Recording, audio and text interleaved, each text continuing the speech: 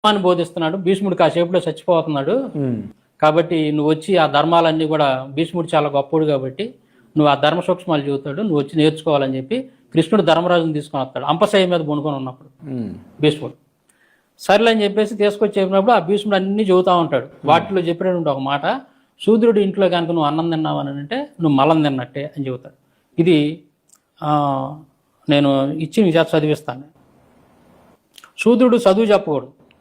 ఈ మాట కూడా దగ్గరే ఉండి కృష్ణుడు చెప్పేస్తాడు. కృష్ణుడు ఇది తప్పు అని చెప్పడం.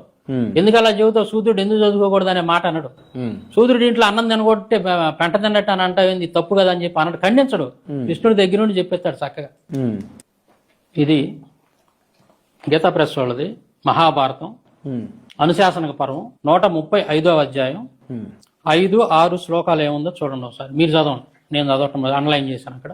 ఓకే. శూద్ర ఇంట భుజించువాడు సమస్త పృథ్వీ మలాన్ని మనుష్యుల మలాన్ని త్రాగినట్లే తిన్నట్లే. భూమి మీద ఉన్నటువంటి సమస్త మలాన్ని, మనుషుల మలాన్ని కూడా తిన్నట్టే త్రాగినట్టే.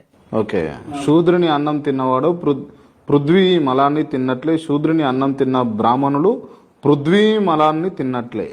అంటే పృథ్వీ భూమి మీద ఉన్నటువంటి సమస్త దరిద్రం, మలం అంటే ఇది ఉంటది కదా, అదంతా కూడా తిన్నట్టే అని అర్థం. అలాగే మనుషుల మలాన్ని కూడా తిన్నట్టే. సూర్యుడు ఏం పాపం చేశాడు నాకు తెలియక అడుగుతా.